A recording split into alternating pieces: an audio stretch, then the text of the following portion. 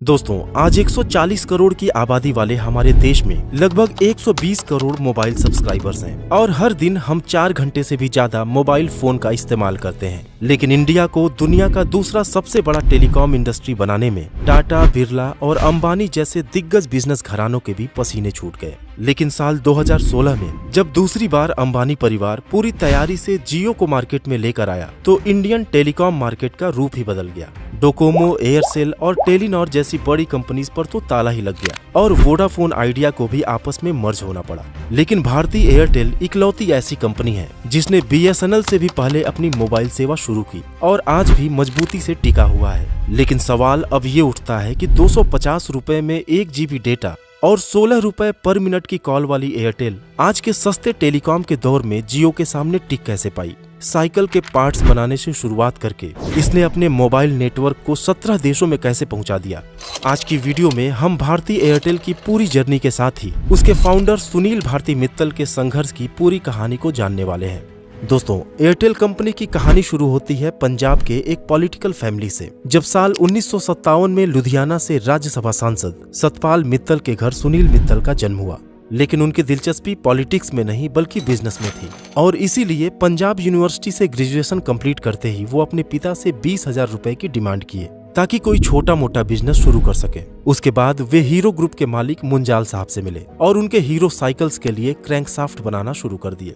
साथ ही एक yarn factory और स्टील की शीट बनाने वाली फैक्ट्री भी शुरू की क्योंकि बहुत जल्दी ही उन्हें बड़ा आदमी बनना था। ये बात है साल 1976 की, जब सुनील मित्तल की उम्र सिर्फ 18 साल की थी। मित्तल साहब को अक्सर ट्रेन से या फिर ट्रक में माल लेकर लुधियाना से मुंबई जाना पड़ता था। वहां जाकर वो किसी लॉज या सस्ते होटल में रुकते थे और दिन भर ऑफिसेज का चक्कर लगाते हुए अपने यार्न और स्टील शीट के लिए खरीदार की तलाश करते थे। लेकिन जल्द ही उन्हें समझ आया कि अगर बिजनेस को बढ़ाना है तो उन्हें मुंबई में ही रुककर कारोबार करना पड़ेगा। फिर क्या था, वो साइकिल पार्ट्स और यार्न फैक्ट्री बेचकर साल 1980 में मुंबई आ गए और इंपोर्टेड स्टेनलेस स्टील, ब्रास और जिप फास्टनर्स का काम शुरू कर दिए। लेकिन हमेशा उन्हें लगता था कि ये ट्रेडिंग का छोटा मोटा कारोबार उन्हें वो मुकाम नहीं दिला पाएगी जिसकी चाहत उनको थी। खैर, उसी दौरान बिजनेस के सिलसिले में जब एक बार वो दिल्ली गए थे तभी वहाँ के बंगाली मार्केट में सुजुकी कंपनी के एक सेल्समैन से उनकी मुलाकात हुई जो इंडिया में पोर्टेबल जनरेटर्स के लिए डीलर्स की तलाश कर रहा था। सुनील मित्तल को इसमें फायदा दिखा क्योंकि इंडिया में पावर कट एक आम प्रॉब्लम थी और ये पोर्टेबल जनरेटर्स दुकान, ऑफिसेज और छोटे घरों में इस प्रॉब्लम को सॉल्व कर सकती थी। साथ ही सुजुकी का ब्रांड नेम होने से लोग इसके क्वालिटी पर भी भरोसा करेंगे।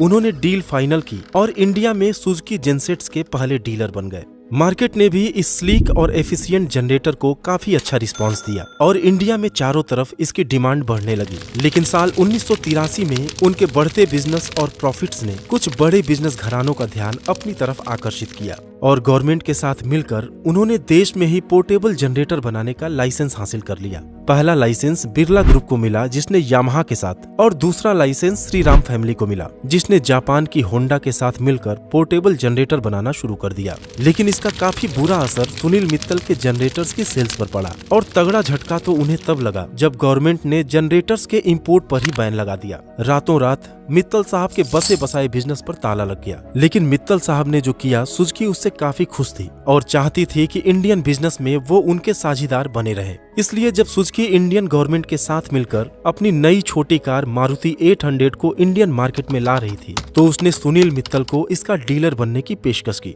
लेकिन डीलर भी वही बना जिसकी गवर्नमेंट में अच्छी पकड़ थी। मित्तल साहब रिजेक्ट कर दिए गए और अब उनके पास ना तो कोई बिजनेस था और ना ही कोई बिजनेस प्लान।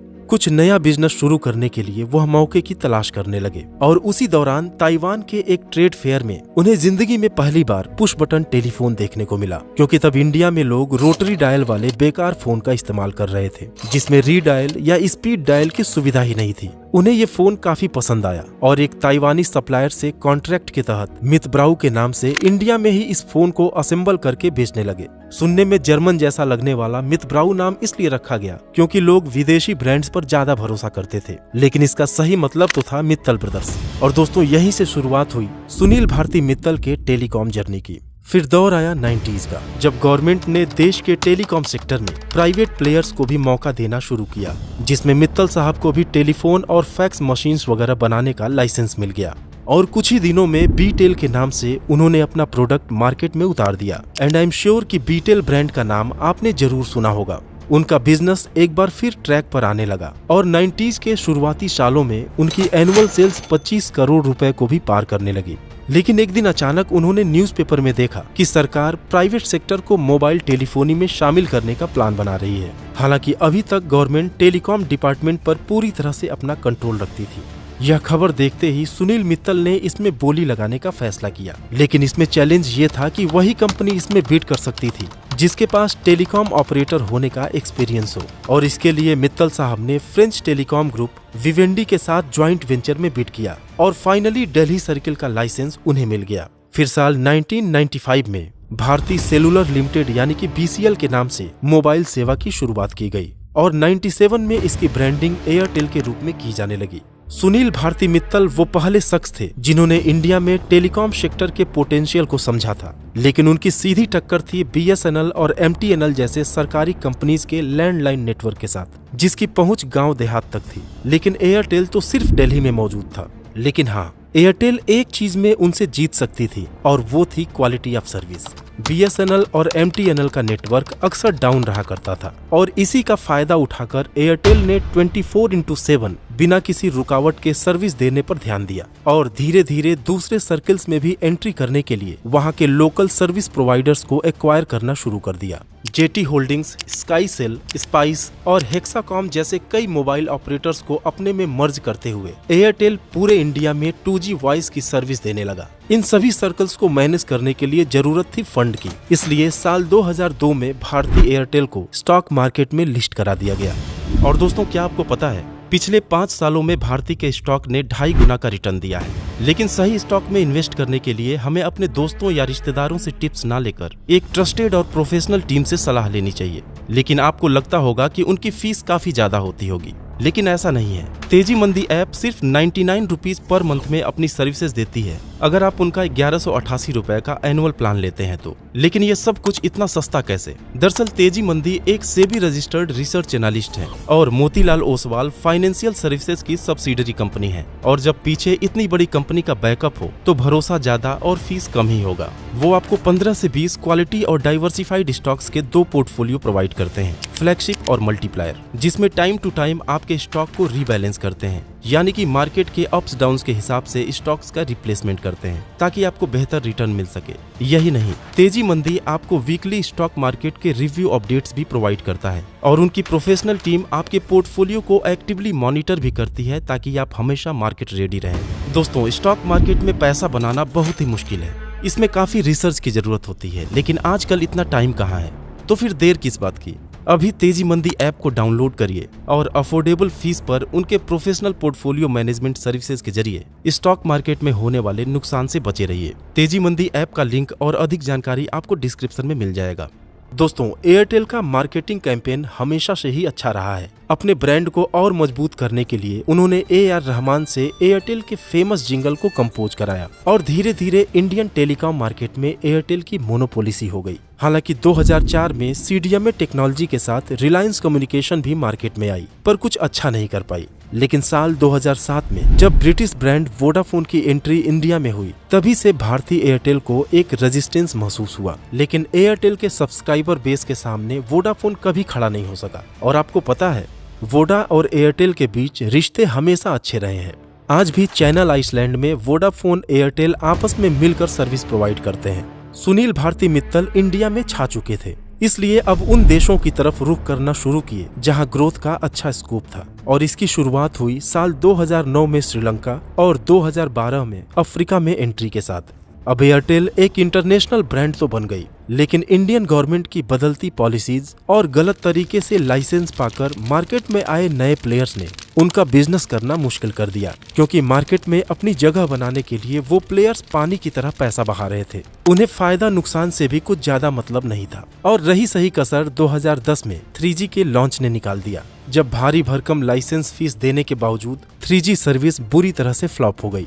लेकिन सुनील मित्तल फिर भी हार नहीं माने और जब उनकी सबसे बड़ी कॉम्पिटिटर BSNL 4G टेक्नोलॉजी को खुद से डेवलप करने पर अभी विचार ही कर रही थी, उसी दौरान 2014 में वो विदेशी कंपनीज की टेक्नोलॉजी लेकर आए और इंडिया में 4G सर्विस की शुरुआत कर दिए। अब देखा जाए तो गवर्नमेंट की टेलीकॉम पॉलिसीज ने टेलीकॉम ऑपरेटर्स के सामने हमेशा एक चुनौती खड़ा किया है, लेकिन जहां बाकी ऑपरेटर सरेंडर करते चले गए, वहीं सुनील मित्तल हर चुनौती का कोई न कोई रास्ता निकालते गए। लेकिन अब जो चुनौती उनके सामने आने वाली थी, उसने सुनील मित्तल को हिला कर रख दिया। उनका सारा एक्सपीरियंस, उनकी सारी स्ट्रेटजी, सब कुछ फेल होने लगा जब 2016 में रिलायंस जियो की एंट्री हुई। लेकिन आगे आप इस वीडियो के सबसे इंटरेस्टिंग पार्ट में जानेंगे कि वो मास्टर स्ट्रोक क्या था जिसने एयरटेल को इस मुश्किल घड़ी से भी बाहर निकाल दिया। वो दौर था जब एयरटेल का मंथली प्लान 500 रुपए से भी ऊपर का हुआ करता था और 1 GB डेटा के लिए हमें 250 रुपए चुकानी पड़ती थी। लेकिन जियो के फ्री कॉल और फ्री डेटा ने एयरटेल को जबरदस्त चोट पहुंचानी शुरू कर दी। जियो जिस रफ्तार से सब्सक्राइबर गेन कर रहा था, भारती उसी रफ्तार से अपने यूजर्स को खो रहा था। अब मार्केट में मौजूद छोटे प्लेयर्स के पास अपना धंधा समेटने के अलावा कोई रास्ता नहीं बचा। यहाँ तक कि वोडाफोन और आइडिया को भी आपस में मर्ज होना ही बेहतर ऑप्शन लगा, क्योंकि पहले तो जियो ने सर्विसेज को फ्री रखकर सभी के मोबाइल्स की सेकंड स्लॉट में अपनी जगह बना ली और फ्री सर्विस के बाद भी अपने प्लान्स इतने सस्ते रखे कि बाकी ऑपरेटर्स के पास टैरिफ को 70-80% तक कम करने के अलावा कोई चारा ही नहीं बचा। लेकिन साल 2019 में समय ने एक बार फिर करवट ली और एयरटेल को एक मौका मिला जियो को मात देने का। दुनिया में कोरोना ने दस्तक दे दी थी और इंटरनेट का यूज इतना बढ़ गया कि सबको एक सस्ते ब्रॉडबैंड कनेक्शन की जरूरत पड़ने लगी। एयरटेल ने सिचुएशन को भांपकर अपनी पूरी स्ट्रेटजी ही चेंज कर दी और अपना फोकस मोबाइल डेटा से हटाकर अपने ब्रॉडबैंड राउटर्स को लोगों के घरों में लगाने पर कर दी, जिसकी स्पीड 10 गुना तक तेज थी। एयरटेल ने जियो का ही वेपन उनके खिलाफ इस्तेमाल किया, क्योंकि 500 रुपए के शुरुआती मंथली प्लान के साथ एयरटेल एक्सट्रीम का कनेक्शन देना उनके लिए नुकसानदायक था। लेकिन उन्होंने लॉस लीडर स्ट्रेटजी पर काम करते हुए उन घरों में भी घुसना शुरू कर दिया जहां ऑलरेडी जियो का सिम इस्तेमाल किया जाता था और फिर वहां पर अपनी जगह बना लेने के बाद एयरटेल ऑल इन वन और एयरटेल ब्लैक जैसे कुछ बंडल प्लान भी लाए गए, जिसमें ब्रॉडबैंड के साथ DTH या फिर मोबाइल सर्विसेज को भी लेने पर उनके चार्जेस इतने रिजनेबल थे कि दूसरे मोबाइल और DTH यूजर्स उनके इकोसिस्टम के अंदर आने लगे। और फिर जब एक बार वो सारे कस्टमर्स एयरटेल के इकोसिस्टम के अंदर आ गए तो उनका पैकेज इस तरह से डिजाइन किया गया कि लोग लोअर प्लान्स ना लेकर कम से कम 1000-1200 तक का प्लान जरूर लें। कई OTT प्लेटफॉर्म्स और विंक म्यूजिक के साथ भी टाई अप किया गया ताकि अपस्केलिंग टेक्निक के जरिए हर यूजर से 100-200 रुपए की एक्स्ट्रा कमाई की जा सके। अल्टीमेटली ये कहा जा सकता है कि एयरटेल ने हमेशा से ही उन कस्टमर्स को टारगेट किया है जिनका परचेजिंग पावर हाई है और जिनके लिए फास्ट और क्वालिटी सर्विस ज्यादा इंपॉर्टेंट है। यहाँ तक कि साल 2018 में एयरटेल ने मिनिमम रिचार्ज प्लान लाकर अपने 5 करोड़ यूजर्स को रिमूव कर दिया था, जो हर महीने एयरटेल का सिम रिचार्ज नहीं करते थे। लेकिन इन लो रेवेन्यू यूजर्स का लोड हटने से एयरटेल का नेटवर्क कंजेशन फ्री हो गया और उनके एक्टिव सब्सक्राइबर्स को पहले से बेहतर स्पीड और सर्विस का एक्सपीरियंस होने लगा। लेकिन एयरटेल से हटकर जियो का ज्यादा फोकस लोअर मिडिल और मिडिल क्लास पर होता है, क्योंकि वो वॉल्यूम में खेलना चाहते हैं, जिसका असर उनके नेटवर्क पर भी दिखने लगा और जियो की सर्विसेज स्लो होने से क्वालिटी पसंद लोग एयरटेल की तरफ शिफ्ट होने लगे। हालांकि एक्सट्रीम फाइबर की सक्सेस को देखकर जियो भी अपना ब्रॉडबैंड सर्विस लेकर आया, लेकिन क्वालिटी ऑफ सर्विस के मामले में लोग एयरटेल को ही ज्यादा पसंद करते हैं। दोस्तों, साल 2020 और 21 में हजारों करोड़ के नुकसान के बाद भारती एयरटेल ने बाउंस बैक करते हुए 2022 में 4255 करोड़ और 2023 में 8000 करोड़ से भी ज्यादा का प्रॉफिट किया है। आज भले ही एयरटेल लगभग 38 करोड़ सब्सक्राइबर्स के साथ रिलायंस जियो के बाद दूसरे नंबर पर आता है, लेकिन उनका एवरेज रेवेन्यू पर यूजर यानी कि ARPU 208 रुपए है, जो कि रिलायंस जियो के 181 रुपए की तुलना में कहीं ज्यादा बेहतर है। तो इस तरह से साइकिल पार्ट से शुरुआत करके सुनील मित्तल ने एयरटेल को इस मुकाम तक पहुंचाया है। उम्मीद है कि इस वीडियो में भी आपको कुछ नई जानकारी मिली होगी। Thanks for watching.